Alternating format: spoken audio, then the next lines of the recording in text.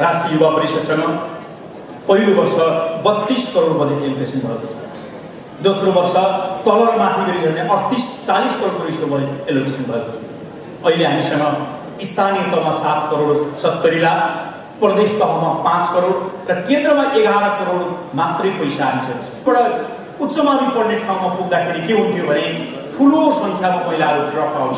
हामीले यति छोटो अवधिमा राष्ट्रले बनाएको प्लानिङसँग त्यसलाई जोड्दाखेरि शिक्षाको अवस्था, स्वास्थ्यको अवस्था, इकोनोमिक डेभलपमेन्टको अवस्था, रोजगारीको अवस्था, सिभिक पार्टिसिपेसनको अवस्था, पोलिटिकल पार्टिसिपेसनको अवस्थामा केही चेन्ज आएको अवस्था छ, परिवर्तन भएको अवस्था छ, एउटा आशाको किरण पैदा भएको अवस्था छ। हामीले 118 वडामा युवा क्लब निर्माण गर्यौँ। 6743 वडामा युवा क्लब बनाउने प्लानिङ सहित यस वर्ष 77 वटा पालिकालाई हामीले फोकस गरिरहेका छौँ।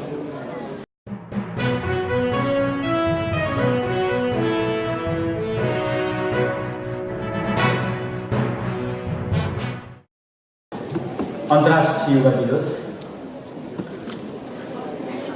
यो समारोहका सभाध्यक्ष माननीय युवा तथा खेलकुद मन्त्री जगत विश्वकर्माज्यू, यो कार्यक्रमका प्रमुख अतिथि माननीय उपप्रधान तथा रक्षा मन्त्री ईश्वर पोखरेलज्यू, राष्ट्रिय योजना आयोगका उपाध्यक्ष डाक्टर पुष्प कणेलज्यू, पूर्व मन्त्री कमला रोक्काज्यू, युएनका कन्ट्री डाइरेक्टर ज्यू, मन्त्रालयका सचिवज्यू, सम्पूर्ण राजनीतिक सङ्गठनका अध्यक्ष तथा प्रतिनिधिहरू, सङ्घ संस्थाका अध्यक्ष तथा प्रतिनिधिहरू, हाम्रो परिषदका कार्यकारी र सबै सदस्य साथीहरू र सम्पूर्ण उपस्थित हाम्रो युवा साथीहरू, यहाँहरू सबैलाई हार्दिक अभिवादन गर्न चाहन्छु। यहाँ सोधिएको छ कानुन बमोजिम गर्नु, मैले टिपेकोमा त्यही छ। म परिषदको तर्फबाट र टिएन भारद्वाजले प्रश्न गर्नुभएको छ, उहाँलाई हार्दिक धन्यवाद। हामी सबै कानुन बमोजिम गरिरहेका छौँ। मलाई लाग्छ धेरै जटिल प्रश्न, जटिल सवाल भएन, सजिलै विषयवस्तु बन्यो। आदरणीय उपस्थित युवा साथीहरू, अतिथि महानुभावहरू, प्रमुख अतिथिज्यू सहित सबैमा म हार्दिक अभिवादन नमस्कार गर्न चाहन्छु। वास्तवमा राष्ट्रिय युवा परिषदले आफ्नो स्थापनाको 2 वर्षको कार्यकालमा समग्रमा हामीले यो स्थापनाको वर्षको रूपमा 2 वर्ष हामीले सम्पन्न गर्यौँ। सुरुवात सडकबाटै सुरु भएको पहिलो यो यात्रा लोगो लेटर कार्ड हुँदै कार्यालय स्थापना, 75 जिल्लामा जिल्ला युवा समितिहरू विस्तार र यसको भाडामा रहेको अहिलेको त्रिपुरेश्वरको कार्यालय सानोठिमी भक्तपुरमा हामीले सारेर सरकारी भवनमा व्यवस्थित गरेका छौँ।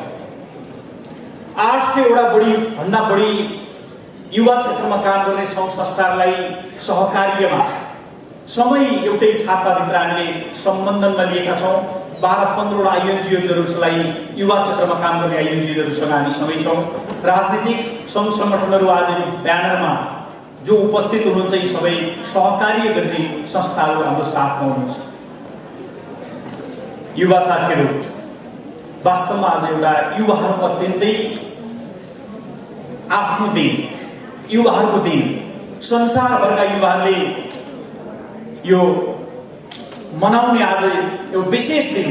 आज 75 वटा जिल्ला युवा समितिको संयोजनमा 75 वटा ठाउँमा कहीँ रक्तदान भइरहेको छ, कहीँ वृक्षारोपण भइरहेको छ, कहीँ सरसफाइ भइरहेको छ, कहीँ युवाका विभिन्न अन्तर्क्रियाहरू भइरहेका छन्, कहीँ युवाका मुद्दाका विषयमा बहस चलिरहेका छन्। एकैसाथ देशव्यापी रूपमा सरकारी संस्थाकै तर्फबाट यसको संयोजन भइरहेको छ। सामाजिक सङ्घ संस्थाहरूले आफ्नो ठाउँमा युवाका क्षेत्रमा काम गरिरहेका छन्।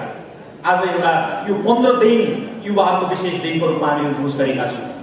यद्यपि यो हाम्रो 2002 देखि सुरु भएको अन्तर्राष्ट्रिय युवा दिवसको यो यात्रा नेपालमा 2004बाट हामीले प्रारम्भ गरेका थियौँ र यो यति लामो समयसम्म निरन्तर पहिले सङ्घ संस्थाहरूले राजनीतिक सङ्घ सङ्गठनहरूले संयोजन गर्दै यो मनाउने चलन थियो। पछि मन्त्रालय बनेपछि मन्त्रालयको संयोजनमा यो कार्यक्रम अगाडि बढ्न थाल्यो र अहिले परिषदको व्यवस्थापन, परिषद र मन्त्रालयको साझा आयोजनामा एउटा मूल दिन आज अगस्त 12 को दिन हामी यसलाई मनाउँदै आइरहेका छौँ। सबै सङ्घ संस्थाहरू जसले यसलाई कोअपरेट गर्नुभएको छ र सबै आफ्नो ठाउँमा सक्रिय हुनुभएको छ, म हार्दिक धन्यवाद दिन चाहन्छु। राष्ट्रिय युवा परिषदले 2 वर्ष अगाडिदेखि कामको थालनी गर्दा कार्यालय व्यवस्थापनका एउटा पाठलाई छोडेर हामीले युवा उद्यम कार्यक्रम सञ्चालन गर्यौँ। हामीले राष्ट्रपति युवा महिला उद्यम कार्यक्रम सञ्चालन गर्यौँ। हामीले तालिमका स्किमहरूलाई अगाडि बढायौँ। हामीले युथ पार्लिमेन्ट सञ्चालन गर्यौँ। हामीले यङ साइन्टिस्टहरूको कन्फरेन्स गर्यौँ। वैदेशिक रोजगार र फर्केका युवाहरूको बृहत कन्फरेन्स गर्यौँ र उहाँहरूलाई उद्यमी बन्न र उहाँहरूको सिप र पैसालाई नेपालको भूमिमा प्रयोग गर्नुको लागि प्रेरित गर्यौँ। युवा उद्यमी सञ्जाल निर्माण गर्यौँ। युवा उद्यमी सञ्जाल देशभरका पुरस्कृत युवाहरूको सञ्जाल जसले युवाहरूलाई उद्यमी बन्नको निमित्त उत्प्रेरित गर्ने, काउन्सिलिङ गर्ने, सुझाव दिने, सल्लाह दिने, गाइडलाइन्स गर्ने काममा एउटा महत्त्वपूर्ण भूमिका निभाउन सक्छ। विचारको मन्थन गर्न सक्छ र उहाँका विचारहरूलाई एकै ठाउँमा राखेर हामी छलफल आरम्भ गर्यौँ भने प्लानिङ कमिसनको निमित्त एउटा ब्याकअपको विषयवस्तु पनि हुन सक्छ। हामीले 118 वडामा युवा क्लब निर्माण गर्यौँ। 6743 वडामा युवा क्लब बनाउने प्लानिङ सहित यस वर्ष 77 वटा पालिकालाई हामीले फोकस गरिरहेका छौँ। 12500 शैक्षिक संस्थामा युवा क्लब बनाउने प्रपोज गरेका छौँ। यो क्रमशः त्यो ठाउँमा पुर्याउने गरी एक शैक्षिक संस्था, एक उद्यमको कन्सेप्टलाई अगाडि बढाउने हामीले कार्यक्रम प्रस्ताव गरेका छौँ। त्यसै गरी सबभन्दा पहिलो कुरा अन्तर्राष्ट्रिय युवा दिवसको यो दिन, यो वर्षभरि गरेको हाम्रो कामको समीक्षा र समीक्षासँगै यो वर्षभरि गर्ने कामको बारेमा केही कुरा राख्ने एउटा दिनको रूपमा पनि, युवाहरूलाई सूचना दिने दिनको रूपमा पनि हामीले यसलाई लिएका छौँ। हामीले गरेका कामको दृष्टान्त यो राष्ट्रिय युवा परिषद एउटा पारदर्शी संस्था हो। यसमा करप्सनको कुनै पनि नम्स समावेश हुँदैन। सबै युवाहरूको निमित्त यो सूचनाको निमित्त एक्सेसेबल छ। हामी सूचनाले युवाका सबै सरकारी संस्थाबाट उठाइएका डाटाहरूलाई र मेटेरियल्सको रूपमा लिएर युवाहरूको निमित्त डाटा युथ पोर्टल सार्वजनिक गर्दैछौँ। हामी युवाको निमित्त जस्तो सुकै युवा परिषदमा सम्पर्कित हुन्छ भने सकारात्मक सुझाव सल्लाह दिएर यो ठाउँमा जाऊ, यो बाटो हिँड भन्ने कुराको एउटा परामर्श दिने संस्थाको रूपमा हामीले यसलाई स्थापित गरेका छौँ। काउन्सिलिङ दिने संस्थाको रूपमा हामीले स्थापित गरेका छौँ। अपाङ्ग युवाहरूलाई सहयोग गर्ने संस्थाको रूपमा हामीले यसलाई स्थापित गरेका छौँ। सडकमा फालिएका युवाहरूलाई त्यो पुनर्स्थापित गर्ने संस्थाको रूपमा हामीले यसलाई स्थापित गरेका छौँ। तालिम दिने एउटा त्यसको पुलको रूपमा, ब्रिजको रूपमा काम गरिदिने संस्थाको रूपमा राष्ट्रिय युवा परिषदमा हामीले स्थापित गरेका छौँ। बाटो बिराएका युवाहरूलाई एउटै ठाउँमा ल्याएर हामीले यो बाटोमा हिँड भन्ने मात्रै होइन, लोन प्रवाह गरेर रिभल्भिङ फन्ड खडा गरेका छौँ। 5 वर्षभित्र हामीले गरेको कार्यक्रमलाई साँच्चै यो निरन्तर अगाडि बढाउने हो भने अहिले हामीले झन्डै 3400 युवालाई हामीले लोनबाट, रिभल्भिङ फन्डबाट उद्यमी बन्नको निमित्त हामीले प्रवाह गरेका छौँ। त्यो पैसा यो सालको फागुनको मसान्तमा जति फर्किन्छ 1 करोड 20 लाख, अर्को फागुन मसान्तमा 2 करोड 40 लाख, अर्को फागुन मसान्तमा 3 करोड 60 लाख, त्यो रिटर्निङ साउन्ड रिटर्न गरेर ब्याज अनुदानले त्यो तिम्रो छेउमा अर्को युवा उद्यमी बन्न तयार भइरहेको छ भन्ने कुराको फिलिङ्स निर्माण गरेर हामी यो काम गरिरहेका छौँ। आदरणीय युवा साथीहरू, यहाँसँग धेरै लामो समय हामी सँगसँगै छौँ, सहकार्यमा छौँ, सहकार्यमा हामीले काम गरेका छौँ।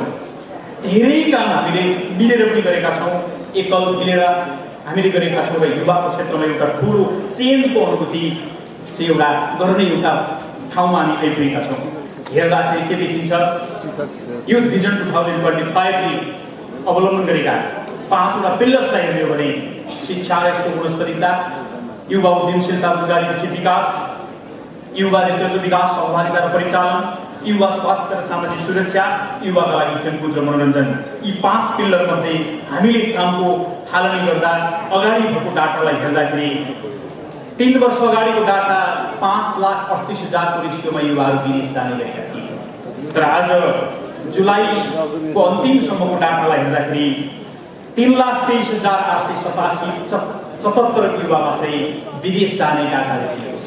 झन्डै 2 लाख को रेसियोमा अब नेपालमा बस्न युवाहरू तयार भएको स्थिति छ। एउटा ठुलो चेन्ज हो भन्ने कुरा हामीले अनुभूति गर्नुपर्छ। अब हामीले चेन्ज लिट्रेसीको हेर्नुहुन्छ भने 3 वर्ष अगाडिको डाटा हेर्दाखेरि पुरुषहरूमा झन्डै 82% साक्षर, महिलाहरूमा 76 को रेसियोमा साक्षरताको डाटा देखिएको थियो। तर अहिले पुरुषहरूमा युवाहरूमा 84.76% पुरुष र 80.21% चाहिँ महिला साक्षरहरूको डाटामा चेन्ज आएको छ। यो अर्को सकारात्मक सन्देशको कुरा म यहाँको बिचमा सेयर गर्न चाहन्छु।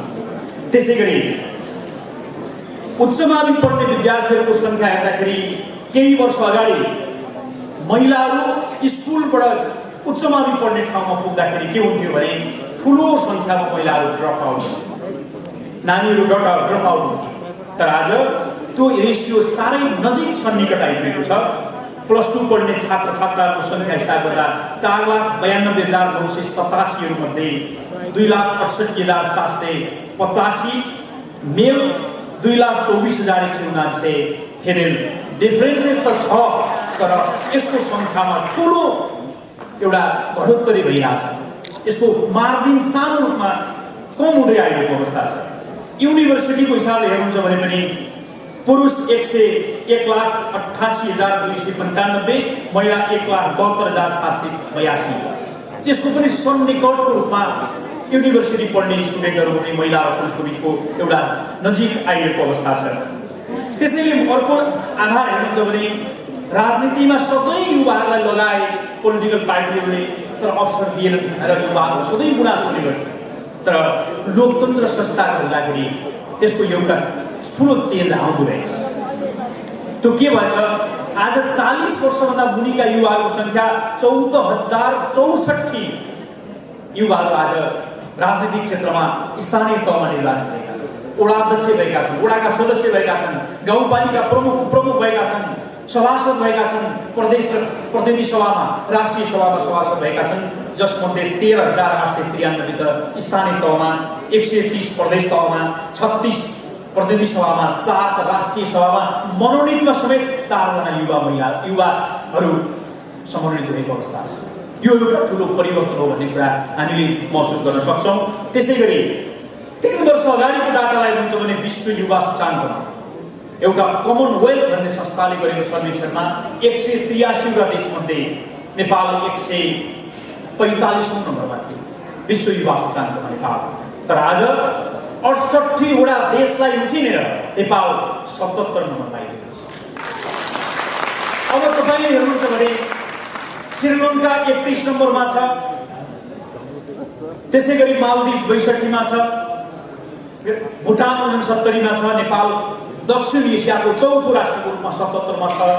त्यसपछि इन्डिया 133 मा छ, बङ्गलादेश 146 मा छ, पाकिस्तान 154 मा छ, अफगानिस्तान 167 मा छ, चीन 118 मा छ। तर हामीले यति छोटो अवधिमा राष्ट्रले बनाएको प्लानिङसँग त्यसलाई जोड्दाखेरि शिक्षाको अवस्था, स्वास्थ्यको अवस्था, इकोनोमिक डेभलपमेन्टको अवस्था, रोजगारीको अवस्था, सिभिक पार्टिसिपेसनको अवस्था, पोलिटिकल पार्टिसिपेसनको अवस्थामा केही चेन्ज आएको अवस्था छ, परिवर्तन भएको अवस्था छ, एउटा आशाको किरण पैदा भएको अवस्था छ। यो चिजलाई हामीले सगौरव पोजिटिभ सेन्समा लिनुपर्छ। म युवाहरूको बिचमा यो आग्रह गर्न चाहन्छु। तर एउटा कुरा हामीले उपप्रधानमन्त्री मार्फत आग्रह पनि गर्न चाहन्छु। वास्तवमा नेपाल युवाहरू एजुकेसनको पार्टबाट हेर्दाखेरि टप 100 भित्र नेपालको कुनै पनि शैक्षिक संस्था पर्दो रहेछ, जसका कारण विदेश जाने सङ्ख्याको 3 वर्ष अगाडिको डाटालाई हेर्दाखेरि 74% नेपाली युवाहरू Dubai, Malaysia, Qatar, Bahrain, Afghanistan, Iraq, Iran जस्तो देशहरूमा जोखिमयुक्त काम त्यहाँका देशका नागरिकले गर्नु नहुने तर हाम्रो देशको नागरिकले गर्नु पर्ने सुरुङको काम, डोरीमा झुन्डिएर टमाटरमा पानी हाल्ने, अपार्टमेन्ट बिल्डिङमा लागिएका ती टमाटरका बिरुवामा पानी हाल्ने काम, उठ चराउने काम, तातो घाममा उठ चराउने काम, यस्ता कामहरूमा नेपाली युवाहरू सस्तो श्रममा बेचिने गरेका छन्। 4 या 5 को दरले नेपालमा लास आउने गरेको थियो। आमा नेपाली बाबुआमा दाजुभाइ दिदीहरू रुँदै कराउँदै त्रिभुवन विमानस्थलमा बास बोज्न जान्छन्। यो खालको भयावह चिन्ता हाम्रो बिचमा छ। 24% युवाहरू अर्धदक्ष युवाहरू छन् जो कष्टप्रद ढङ्गले जबरजस्त युरोप, अमेरिका, अस्ट्रेलिया र जापान पलायन गर्ने प्रयास गर्छन्, सकेसम्म नफर्किने प्रयास गर्छन्। त्यसपछि 2% मात्र युवाहरूलाई हामीले सक्षम बनाएका रहेछौँ, हाम्रो एजुकेसनले सक्षम बनाएका रहेछ। त्यसैले शिक्षामा एउटा ठुलो रूपान्तरण आवश्यक छ। सार्वजनिक शिक्षामा ठुलो रूपान्तरण आवश्यक छ। आज राज्यले गरेको लगानी सबभन्दा धेरै सार्वजनिक शैक्षिक संस्थामा सार्वजनिक शैक्षिक संस्थामा भएको लगानी उठिरहेको छ। त्रिभुवन युनिभर्सिटीले क्वालिटीको आभास जुन रूपमा दिनुपर्ने दिन सकिरहेको छैन। सर्टिफिकेटको मूल्य जुन रूपमा विकास गर्नुपर्ने भइरहेको छैन। यो चिजमा हाम्रो ध्यान अथवा सङ्घ संस्था सबैका सबै कार्यक्रमहरूलाई यहाँ केन्द्रित गर्न आवश्यक छ भन्ने म आग्रह गर्न चाहन्छु। त्यसै गरी अब यो देशको ब्युरोक्रेसी 5 लाख ब्युरोक्रेसी छ, तर लामो समयदेखि हामीले नेपालको ब्युरोक्रेसीको मानसिकतालाई क्रिएटिभ बनाउन सकिरहेको छैन। त्यो ब्युरोक्रेसीभित्र एउटा ठुलो चेन्ज आवश्यक छ। त्यसका निमित्त एउटा बस आवश्यक, हामीले चलाउन आवश्यक छ। युवा साथीहरू, 5 लाख कर्मचारीले गरेको कामभन्दा 1,07,00,000 युवा एकैचोटि एक दिन भोलिन्टियर्समा भएर उभिए बाहिर आयो भने त्यो 1 महिनाको भन्दा बढ्ता काम त युवाले एकै दिन गर्नुहुन्छ। त्यसैले समग्र सबै युवाहरूलाई भोलिन्टियर बन्ने, स्वयंसेवक बन्ने कुरामा उत्प्रेरित गर्न जरुरी छ। त्यसका निमित्त के गर्ने? राष्ट्रिय युवा परिषदले बनाएको युथ पार्लिमेन्टको एउटा कन्सेप्ट छ। त्यो पार्लिमेन्ट भनेको नितान्त भोलिन्टियर अर्गनाइजेसन। 24 वर्ष मुनिको युवालाई बिग्रनै दिनु हुँदैन, 25 वर्षभन्दा माथिकोलाई सुधार्नुपर्छ। अबको स्लोगन यो हुनुपर्छ, प्रोस्परियस कन्ट्री ह्याप्पी नेपाली, जुन हामी उद्घोष गरिरहेका छौँ। यो युवाले आजको दिनमा यो युवाले 10 वर्ष पछाडिको नेपाल कसरी सोचिरहेको छ? हामीले भिजन कम्पिटिसन गरेका छौँ, हामीले गायन कम्पिटिसन गरेका छौँ, हामीले वक्तित्व कला प्रतियोगिता गरेका छौँ। देशव्यापी रूपमा तिनीहरूलाई आज पुरस्कृत पनि गर्दैछौँ। ती युवाहरूले संसारभरिका सबै चिजको अध्ययन गर्न सक्दा रहेछन्, गुगल खोज्न सक्दा रहेछन्। हाम्रो भन्दा बढ्ता नयाँ पुस्ताले देशको प्लानिङ गर्न सक्दो रहेछ। हामीले त्यो चिजलाई पनि अनुभूति गरेका छौँ। त्यसैले सिङ्गो देशभरि हामी यसरी जान सक्छौँ। त्यो स्वयंसेवक दस्ताको रूपमा 6,743 वटा क्लबहरू निर्माण गर्ने, त्यसलाई उद्यमी क्लबको रूपमा विकास गर्ने। 12,500 शैक्षिक संस्था छन्, जहाँ मावि, उच्च मावि, कलेज छन्, त्यहाँ हामी विद्यार्थी क्लब बनाउने। त्यो क्लब मार्फत एक शैक्षिक संस्था एक क्लबको कन्सेप्टमा जाने, तिनलाई हामीले स्थानीय तहसँग एकाकार गरिदिने र त्यो क्लबहरूलाई 1 वर्ष भोलिन्टियर अवधिको रूपमा हामीले दिन्छौँ। युथ पार्लिमेन्ट पनि त्यसैकोबाट प्रतिनिधित्व गर्छ। ती सबै भोलिन्टियर अर्गनाइजेसन हुन्छन् र उनीहरूलाई हामीले त्यो स्थानीय तहलाई त्यो भोलिन्टियर 1 वर्ष गरे बापत 2 नम्बर मात्रै उसको अपर्च्युनिटी हामीले दिने हो भने त्यसको प्रमाणपत्रको भेल्यु अर्कै बनिहाल्छ। लोकसेवा आयोगले केन्द्रमा 1 नम्बर मात्रै भेल्यु दिन्छ भने 1 वर्ष काम गरेको भोलिन्टियरलाई त्यो प्रमाणपत्रको भेल्यु अर्कै बनिहाल्छ र विदेश जाने युवालाई पनि त्यसको विशेष नम्बर प्रदान गर्न सकिन्छ र त्यसर्थ युवाहरूबाटै देश बनाउन सकिने सम्भावना हुन्छ। हाम्रो यो रूपमा यो युवा परिचालनको अभियानलाई हामीले सोचेका छौँ र यो यद्यपि हामीसँग बजेटको सीमितता छ। राष्ट्रिय युवा परिषदसँग पहिलो वर्ष 32 करोड बजेट एलोकेसन भएको थियो। दोस्रो वर्ष तल र माथि गरी झन्डै 38-40 करोड रुपियाँको बजेट एलोकेसन भएको थियो। अहिले हामीसँग स्थानीय तहमा 7 करोड 70 लाख, प्रदेश तहमा 5 करोड र केन्द्रमा 11 करोड मात्रै पैसा हामीसँग छ। पैसाको हिसाबले संघीयताको कार्यान्वयनसँगै राज्यको गौरव बढेपछि त्यसबाट राष्ट्रिय युवा परिषद पनि ठगिएको छ। जुन रूपमा यसलाई बजेटले अलिक ठुलो रूप लिनुपर्ने हो त्यो रूपमा छैन। तर पनि सङ्घ संस्था सबै मिलेर हामीले पैसाभन्दा बढ्ता रिजर्भ निकाल्ने गरी काम गरेका छौँ। म यही कुरा युवा साथीहरू समक्ष अनुरोध गर्न चाहन्छु र हामीलाई निरन्तर सुझाव दिन तपाईँहरूका राष्ट्रिय युवा परिषद तपाईँकै परिषद हो। आज हामी कार्यकारी यो ठाउँमा रहँला, भोलि तपाईँ यो कुर्सीमा आएर बस्नुपर्छ। सबै युवाहरूलाई सानो टिभी शैक्षिक जनशक्ति विकास केन्द्रको भवनमा हामी राष्ट्रिय युवा परिषदलाई हामीले व्यवस्थित गरेका छौँ। सबै साथीहरूलाई त्यहाँ आउन, त्यहाँ छलफल गर्न र आफ्ना कार्यक्रमहरूलाई एकीकृत रूपमा अगाडि बढाउन, युवा परिषदसँग मिलेर काम गर्ने एउटा इन्भाइरोमेन्ट क्रिएट गर्दै अगाडि बढाउँ र हाम्रै तहबाट हामीले देश बनाउनुपर्छ र रिजल्ट निकाल्नुपर्छ। र यो अलिकति जटिल कुरा चाहिँ छ, यो निर्माण भवन निर्माण गरे जस्तो होइन। मान्छेको सोचमा ल्याउने परिवर्तन हो, चिन्तनमा ल्याउने परिवर्तन हो, एकै पटकमा हुँदैन। तत्काल रिजल्ट चाहिँ देखिन गाह्रो हुन्छ। त्यसैले एउटा समयभित्र हामीले काम गर्दै जाँदा रिजल्ट आउँछ। त्यो सकारात्मक सोच निर्माण गर्दै आम नेपालीलाई नेपालभित्रै सम्भव छ, नेपालकै माटो प्यारो छ, नेपालकै जङ्गल, हिमाल, पहाड, तराई सबै चिजबाट हामी हाम्रो उद्यमी बन्न सक्छौँ, हाम्रो जीवन जिउन सक्छौँ, हाम्रा परिवार पाल्न सक्छौँ भन्ने कुराको अनुभूति गराउन हामी सक्षम हुनुपर्छ। हाम्रै युगमा देश बनाउनुपर्छ। सबै साथीहरूलाई आग्रह गर्दै अन्तर्राष्ट्रिय युवा दिवस हाम्रो सबै साथीहरूले हाँसी खुसी र रमाइलो गरी मनाइरहेका छौँ र त्यो एउटा नयाँ इनोभेसनको दिनको रूपमा हामीले यसलाई लिएका छौँ। र हाम्रो छेउमा केही इनोभेसन युवाहरूले गरेका इनोभेसन स्टलहरू छन् र हामीले बिहान र्याली सम्पन्न गऱ्यौँ। आज यो पुरस्कार वितरण समारोह पनि छ। सँगसँगै हामी चाहिँ यसभन्दा पछाडि सांस्कृतिक कार्यक्रम पनि भव्य रूपमा गर्दैछौँ। त्यसपछि केही टकसोका कार्यक्रमहरू पनि छन्। अन्तिम समयसम्म रहेर कार्यक्रमलाई सफल बनाउन सबै युवा साथीहरूलाई आग्रह गर्दै म मेरो आफ्नो भनाइ टुङ्ग्याउँछु। हस्, धन्यवाद।